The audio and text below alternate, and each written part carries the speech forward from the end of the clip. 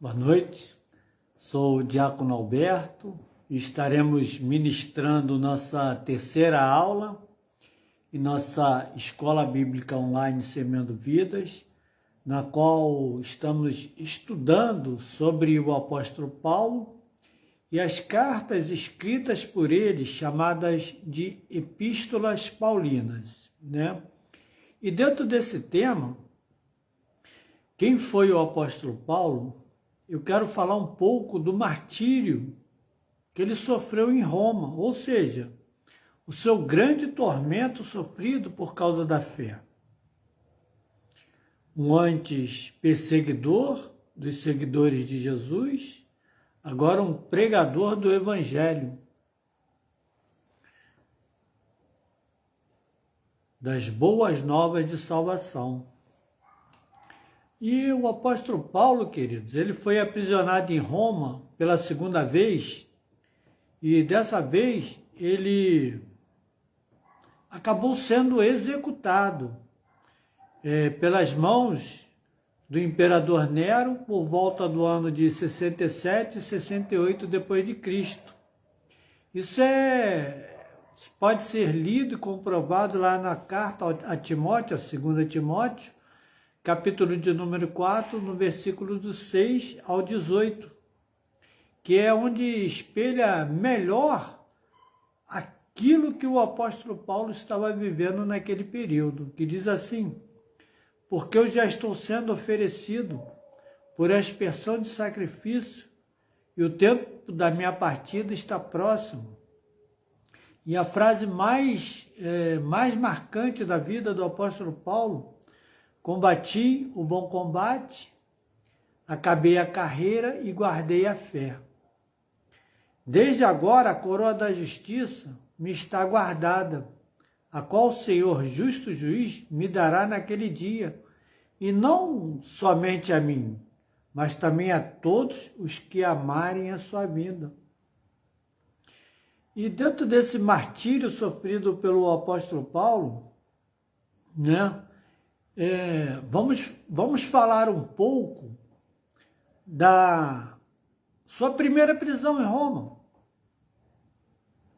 O porquê dele ter sido preso e levado para Roma, né? Porque Atos dos Apóstolos vai nos relatar esse fato, né? Porque quando já estavam para terminar 7 dias, né, do ritual de purificação, e alguns judeus da província da Ásia, vendo Paulo no templo, eles agitaram toda uma multidão que o agarraram e o espancaram. Eles gritavam: israelitas, ajudem-nos. Este é o homem que ensina a todos em toda parte contra o vosso povo. Ou seja, eles diziam que o apóstolo Paulo estava ensinando porque o apóstolo Paulo ele tinha tido uma discussão com o apóstolo Pedro sobre a circuncisão. E esses judeus da província da Ásia, né, eles conheciam bem o apóstolo Paulo. Tanto é que mesmo ele com a cabeça raspada, ele foi reconhecido pelos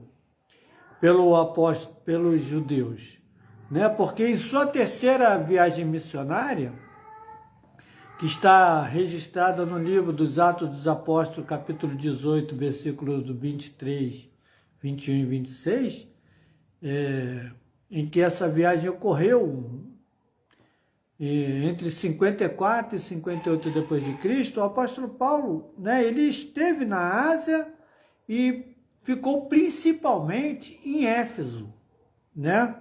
E ali o apóstolo Paulo ficou por um longo período cumprindo uma promessa que ele tinha feito, que voltaria para visitar os irmãos das igrejas que já tinham sido estabelecidas naqueles locais.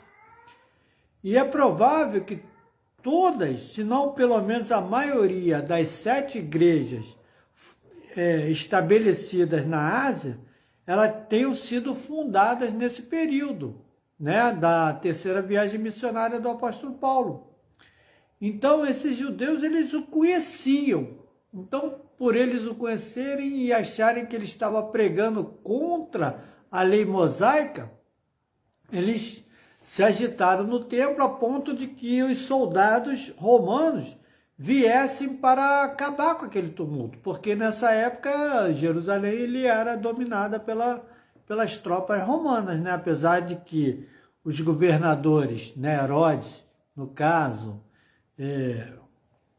o rei Agripa, eles tivessem, né, fossem judeus, eles também tinham nacionalidade romana e eles eram governadores, eram considerados reis, mas governadores por parte dos romanos.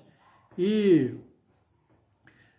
quando eles tentaram matar o apóstolo Paulo, então os soldados romanos vieram e o prenderam, né? E depois ele foi julgado, ele foi levado perante, né, a festa, né, ao rei Agripa, para que ele pudesse fazer a sua autodefesa. E durante essa defesa, Festo interrompeu esse momento que o apóstolo Paulo tentava se defender e disse que ele estava louco por conta das muitas letras, ou seja, por conta de muita leitura, isso estava levando à loucura, né? Em Atos dos Apóstolos, capítulo número 21, 31, vai dizer assim, ó, a esta altura Festo interrompeu a defesa de Paulo e disse em alta voz, você está louco, Paulo? As muitas letras o estão levando à loucura, ou seja, eles sabiam que o apóstolo Paulo era um fariseu, porque ele já tinha se declarado fariseu, e tinha também sido criado aos pés de Gamaliel, que era uma das escolas teológicas dessa época do apóstolo Paulo, né? E ele diz que, em Atos 26, 24, que foi rigorosamente, né, doutor ou educado na lei dos antepassados, aos pés desse mestre Gamaliel, né? Porque eles eram tão zelosos por Deus como qualquer um outros, e eles eram também chamados de zelotes, né? E quando, em Atos dos Apóstolos, e depois dele ser julgado ali naquele momento, ele foi enviado a Roma, porque ele se declarou um cidadão romano. O apóstolo Paulo se declarou um cidadão romano, e ele foi então enviado para ser julgado em Roma, né? Já que ele apelou para César, né? E quando ficou decidido que navegariam para a Itália, Paulo e alguns outros presos, eles foram entregues a um centurião romano chamado Júlio, que pertencia ao regimento imperial. Então, naquele momento, eles embarcaram no navio de Adramitio, que estava de partida para alguns lugares da província da Ásia, e saíram ao mar. E estavam com eles Aristarco, que era um macedônio de Tessalônica, né? E nessa viagem eles ancoraram em Sidom, e Júlio, o centurião romano, né, que estava guardando o apóstolo Paulo e os outros presos, num gesto de bondade para com Paulo, permitiu que ele fosse ao encontro de alguns amigos para que estes lhe dessem os víveres e os suprimentos necessários para a viagem, né? E quando eles partiram, né, e passando pelo norte de Chipre, porque eram ventos contrários, assim relata a Bíblia, né? E já tendo atravessado o mar aberto ao longo da Cilícia e da Panfilha, eles ancoraram em Mirra, na Lícia. E ali, aquele centurião encontrou com um outro navio, um navio alexandrino, que estava de partida para a Itália. E aí eles fizeram o transbordo ali e passaram para o navio, né? Esse navio alexandrino, e foram para Roma. Só que eles navegaram vagarosamente por muitos dias e tiveram muitas dificuldades para chegar a Quinido, porque não foi possível prosseguir na rota, porque os ventos eles eram contrários. Então eles navegaram ao sul de Creta, de frente a Salmona, tá? E costearam toda aquela região, né? E chegaram num lugar chamado Bons Portos, perto da cidade de Lazéia, né? E nisso eles tinham perdido muito tempo, porque eles saíram para quê?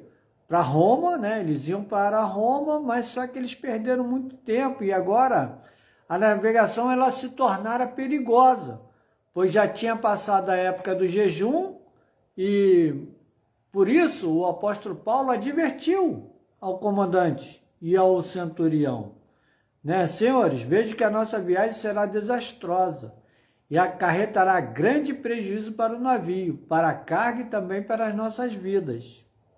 Mas o centurião, aquele centurião, ao invés de ouvir o apóstolo Paulo, ele seguiu, foi o conselho do dono e o piloto do navio, né? Claro, né? E visto que o porto não era próprio para passar o inverno, né? A maioria decidiu que deveriam continuar navegando, com a esperança de alcançar Fênix e ali passar o inverno. Eles ainda não iriam chegar a Roma, né? Eles iam ficar no inverno fundeado, né? A noroeste de Creta. Só que começando a soprar um vento sul suavemente, eles pensaram que haviam obtido o que desejavam. Por isso levantaram as âncoras e foram navegando ao longo da costa de Creta. Mas pouco tempo depois, desencadeou-se da ilha um vento muito forte, chamado Nordeste. E esse navio ele foi arrastado pelas tempestades, sem poder resistir ao vento. Assim, eles cessaram aquela manobra e ficaram à deriva. O navio ficou à deriva, né? Isso é um fato muito interessante, porque foi mais um dos naufrágios do apóstolo Paulo. Porque aquele navio ele foi arrastado pela tempestade sem poder resistir ao vento. Então eles passaram por várias ilhas e levantando, lançaram mão de todos os meios para reforçar o navio com cordas e, temendo que ele encalhasse nos bancos de areia de Sirte, baixaram as velas e deixaram o navio à deriva. Arriaram as velas do navio e ficaram à deriva, né? Só que no dia seguinte, o navio foi castigado por mais tempestades. E no terceiro dia, eles lançaram fora com as próprias mãos a armação do navio, não aparecendo nem sol nem estrelas por muitos dias, continuando a abater sobre eles aquela tempestade.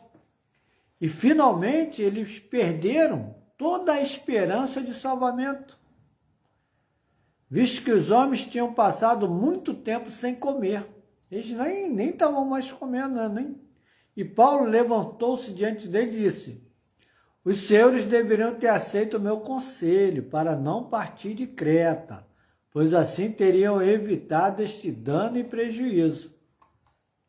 Mas agora, em meio àquela tormenta, em meio àquele o navio sendo castigado pelos ventos e pelas ondas do mar, o apóstolo Paulo ainda teve, né, discernimento de confortar aqueles homens. Mas agora recomendo-lhes que tenham coragem, pois nenhum de vocês perderá a vida, apenas o navio será destruído. Quer dizer, seria apenas um uma perda de bens materiais, porque as vidas seriam preservadas. Assim o apóstolo Paulo falou, porque ele teve um encontro com o anjo, né? E esse anjo, a quem ele fala que aquele anjo falou com ele para que ele não tivesse medo, porque era preciso que ele comparecesse perante César, né? E Deus, por sua graça, deu-lhes as vidas de todos que estão navegando com ele. Ou seja, além de Deus preservar a vida do apóstolo Paulo para que ele fosse pregar o evangelho em Roma, porque o apóstolo Paulo nunca tinha ido, né? Foi através dessa prisão, Deus também preservou a vida de todos os que estavam com ele dentro daquele navio para que eles pudessem dar testemunho também, né? E eles, na 14ª noite, eles ainda estavam sendo levados de um lado para o outro do mar Adriático, quando por volta da meia-noite os marinheiros imaginaram que estavam próximos da terra. E lançando a sonda, eles verificaram que a profundidade era de 37 metros. Pouco depois, lançaram novamente a sonda e encontraram 27 metros. Temendo que eles fossem jogados contra as pedras, eles lançaram 4 âncoras da polpa e faziam preces para que amanhecesse o dia.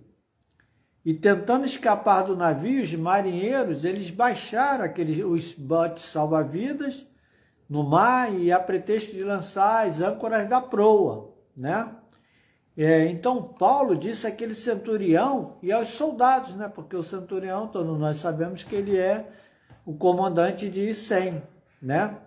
E ele falou com aquele centurião, se estes homens não ficarem no navio, vocês não poderão salvar-se. Quer dizer, aqueles que estavam tentando descer aos botes salva-vidas, o apóstolo Paulo pediu para que eles voltassem e ficassem no navio, né?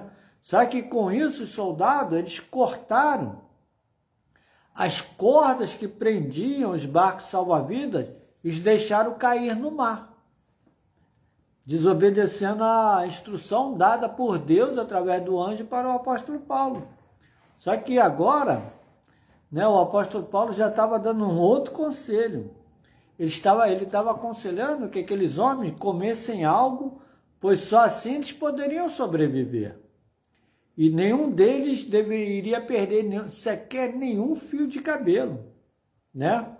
Tendo dito isso, tomou pão e fez que nem Jesus, deu graças a Deus diante de todos, então partiu e comeu. Todos eles que comeram daquele pão, eles se reanimaram, né? Porque comeram algo.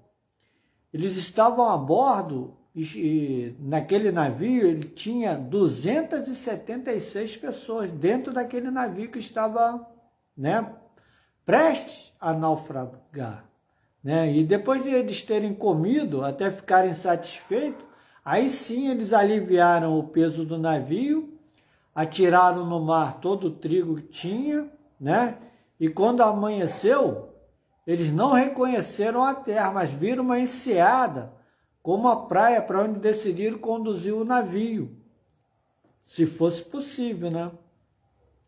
E então eles cortaram as âncoras e deixaram-as no mar, desatando ao mesmo tempo as cordas que prendiam os lemes.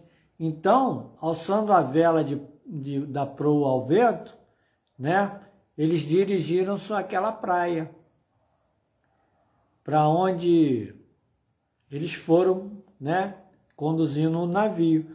Só que quando eles tentavam chegar na praia, o navio ele encalhou num banco de areia, porque ele tocou no fundo. E a proa ela encravou-se na areia e ela ficou imóvel. Então a popa ela foi quebrada pela violência das ondas. Quer dizer, naquela época o navio de madeira, né? E o navio se partiu. E os soldados, então, resolveram fazer, sabe o quê? Matar todos os presos para impedir que algum deles fugisse jogando-se no mar. Mas aquele centurião, Júlio, ele queria poupar a vida de Paulo e impediu de executar o plano dos soldados virem e matarem todos que estavam a bordo, né? Então ele ordenou aos que sabiam nadar que se lançasse primeiro ao mar em direção à terra. Os outros teriam que salvar-se com tábuas ou em pedaços do navio quando ele fosse totalmente partido, né? E desta forma, todos eles chegaram salvos em terra firme, né? Só que quando chegaram em terra, aí eles descobriram que eles estavam na ilha chamada Malta, né? E os habitantes da ilha, eles se mostraram uma extraordinária bondade para com aqueles homens que tinham sofrido aquele naufrágio. E eles fizeram uma fogueira, né? E receberam muito bem a todos, pois estava ali naquele dia chovendo e fazendo frio. Então o apóstolo Paulo, ele ajuntou um monte de gravetos, né? Mas só que quando ele ia colocar aqueles gravetos no fogo, uma víbora, ou seja, uma cobra, fugindo do calor, ela se prendeu na mão do apóstolo Paulo, ou seja, ela abocanhou a mão do apóstolo Paulo, né, dando uma mordida, né? E quando aqueles habitantes da ilha eles viram a cobra agarrada na mão do apóstolo Paulo, eles disseram uns aos outros: certamente este homem é um assassino. Tendo escapado do mar, ou seja, do naufrágio, a justiça não lhe permite viver. Mas o apóstolo Paulo, né, como bom servo do Senhor, né, que a Bíblia diz que pegaremos serpente, né, e não nos seríamos afligidos. Inclusive, existem algumas seitas nos Estados Unidos que gostam de ficar com as víboras, serpentes na mão. Inclusive, vemos por relatos que alguns pastores desse tipo de igreja, eles foram picados e morreram por conta disso, por não tomarem o soro antiofídico, né? Mas o apóstolo Paulo, ele não sofreu mal algum. Ele simplesmente pegou aquela cobra, sacudiu no fogo, né? E vida que segue, né? Mas aqueles homens, eles esperavam, né? Eles esperavam que o apóstolo Paulo ele começasse a inchar e que até mesmo caísse morto, assim, de repente, né? Por conta do veneno ter tomado conta do seu corpo. Mas tendo esperado muito tempo e vendo que nada de estranho, né, lhe sucedia, então eles mudaram de ideia e passaram a dizer que o apóstolo Paulo era um Deus, né? Porque eles acreditavam, a maioria dos povos acreditava em vários deuses, né?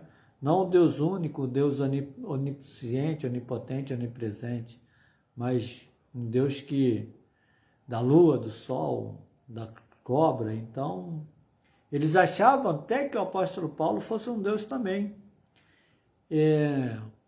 E ali, né, eles tiveram aquela recepção na praia, mas próximo dali havia uma propriedade pertencente a Públio, que era o principal da ilha, o rei da ilha ali, né, o governador. E ele convidou aqueles náufragos, né, a irem para a sua casa.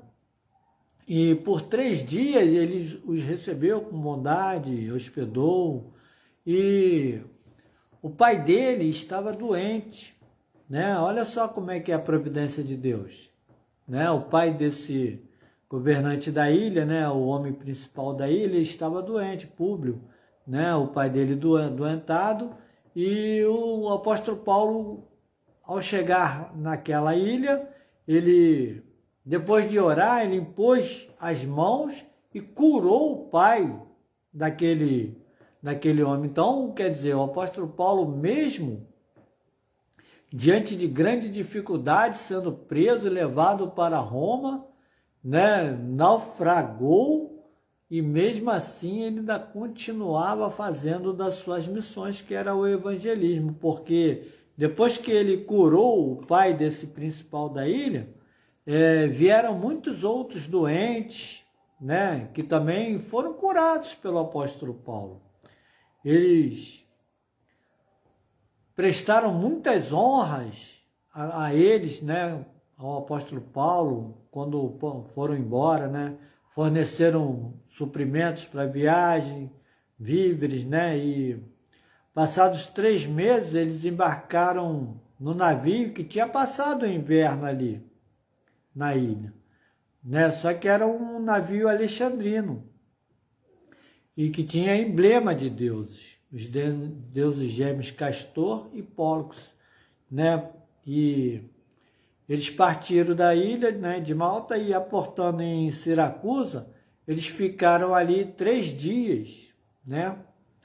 E dali eles partiram para Régio, e no dia seguinte, soprando um vento favorável, um vento sul, eles prosseguiram para uma outra ilha, né, chegando a Puteoli, né, e ali encontraram alguns irmãos que conversaram com eles, e depois eles foram para Roma.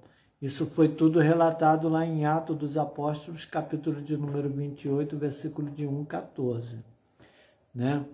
Então, o apóstolo Paulo, mesmo preso, mesmo sendo conduzido, né, a uma prisão, o seu ministério, o ministério que Deus tinha colocado em suas mãos, permanecia vivo, né? Porque mesmo naquela ilha, ele pôde levar a palavra para o pai daquele principal da ilha, né? E mais toda a ilha, porque muitos vieram para serem curados pelo apóstolo Paulo, né? E nós vamos agora entrar no que são as cartas paulinas ou as epístolas, né? Porque epístolas paulinas ou epístola de Paulo, cartas de Paulo, elas são 14 livros do Novo Testamento da Bíblia, né, que tem como escritor o próprio apóstolo Paulo, né? E entre essas cartas, elas estão alguns dos documentos mais antigos, né, existentes pela dinâmica cristã, né, os ensinos cristãos, né? E eles fornecem uma visão das crenças, né, do cânon do Novo Testamento. Mas a partir do século XVI, né, a carta aos Hebreus, ela já não mais foi considerada como sendo uma carta escrita pelo apóstolo Paulo. 1000 anos ela passou sendo, mas agora alguns teólogos já estavam fazendo com que essa carta aos Hebreus, ela não fosse atribuída ao apóstolo Paulo. Então, as cartas que ficaram atribuídas ao apóstolo Paulo são a Epístola aos Romanos, a primeira Epístola aos Coríntios, né? Essas são cartas que não se contestam, são 7 cartas, tá? Das 14.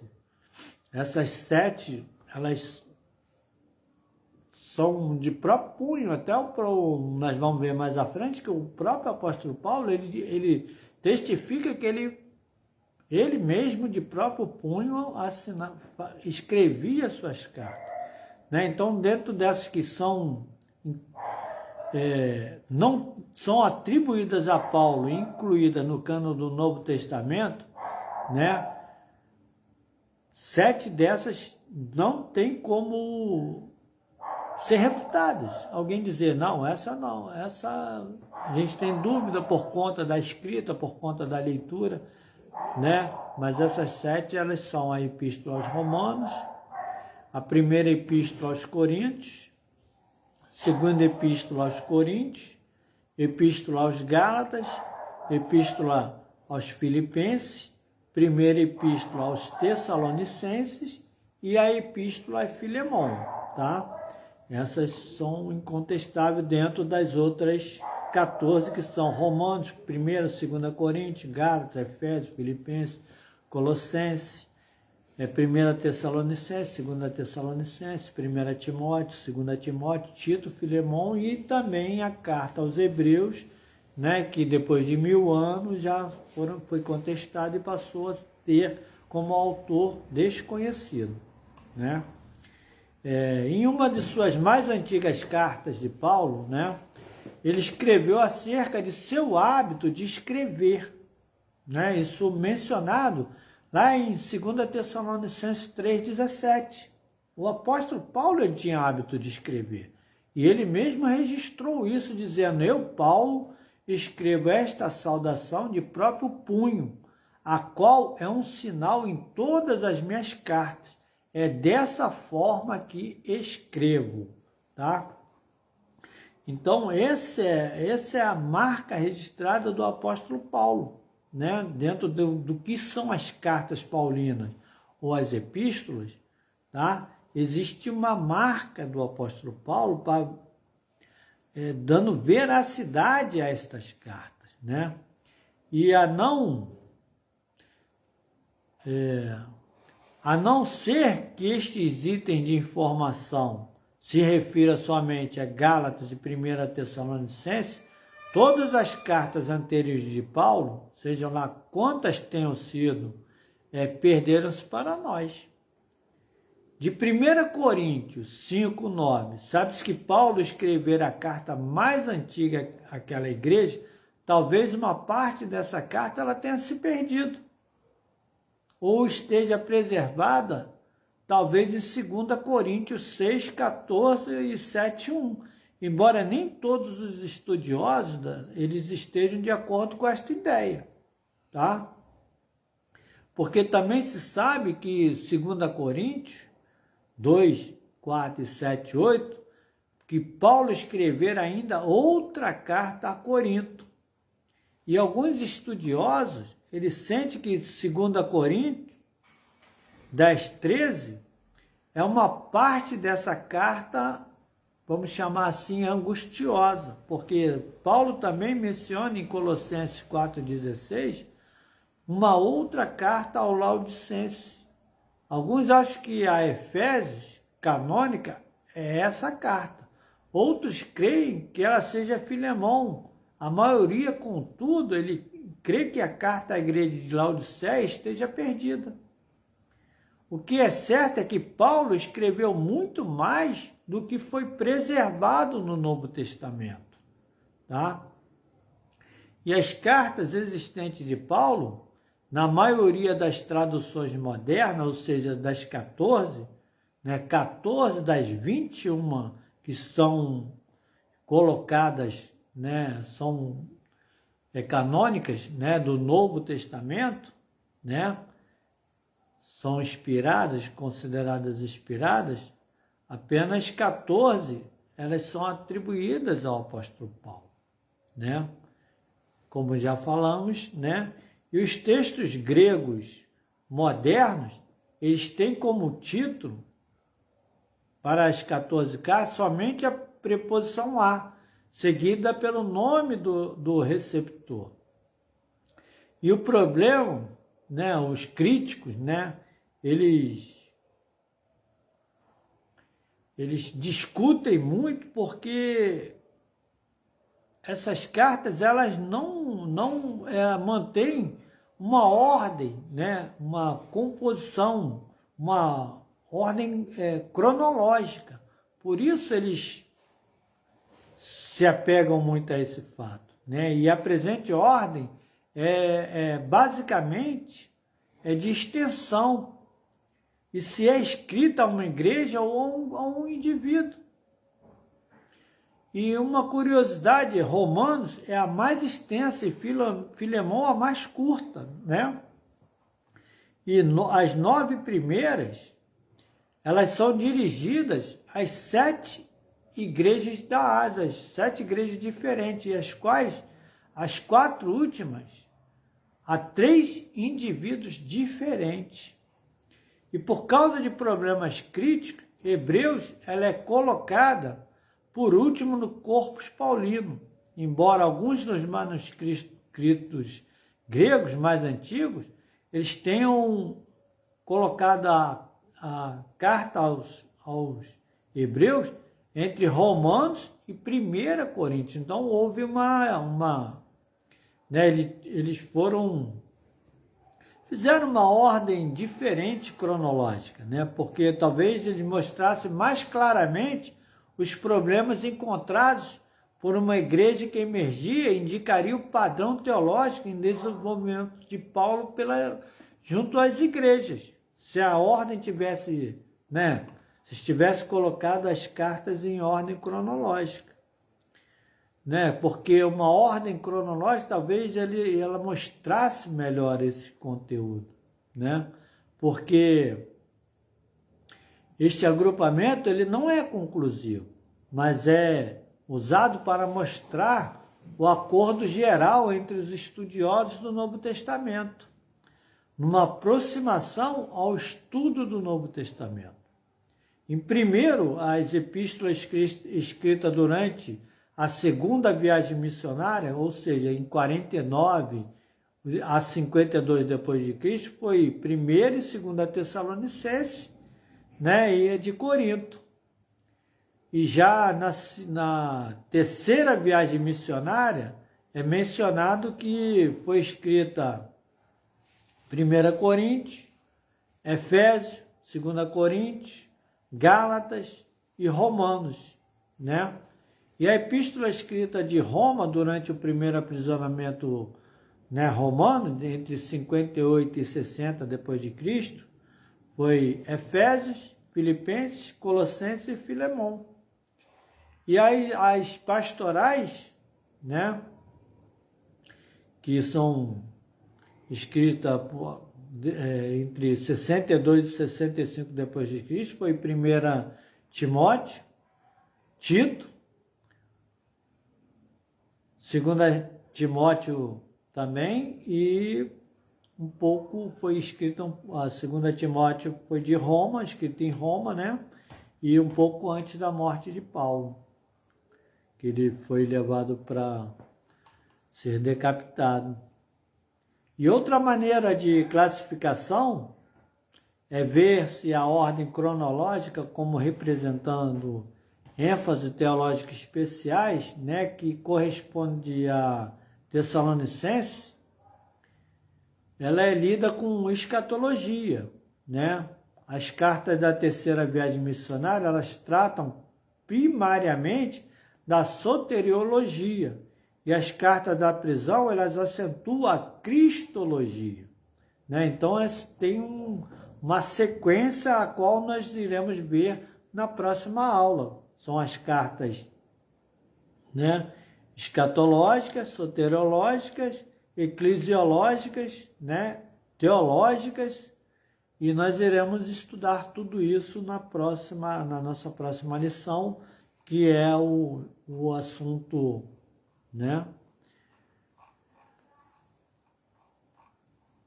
o próximo assunto da nossa EBO, Escola Bíblica Online, que fala sobre o que são, né, como se divide as cartas paulinas, né, soterológicas, escatológicas, da prisão e as pastorais. Nós iremos abordar esses assuntos na nossa próxima EBD, porque já estamos encerrando para essa terceira aula sobre esse ponto de que o apóstolo Paulo sofreu um grande martírio por conta da fé. Antes um perseguidor, agora já não mais um perseguidor, mas um seguidor do Evangelho, né? Um pregador das boas novas de salvação. E vimos que na primeira viagem ele sofreu bastante por conta desse Evangelho, mas ele sempre esteve pronto a cumprir o seu id, ou seja, mesmo sofrendo aquele naufrágio, a cobra o picando, né, estando preso, ele ainda pregou para aquela ilha de Malta através da cura do pai do principal, ou seja, do rei daquela ilha, e outros que vieram para buscar a cura através do apóstolo Paulo. Essa é a lição de hoje de quem foi o apóstolo Paulo e sobre as suas cartas. Amém? Muito obrigado, boa noite a todos.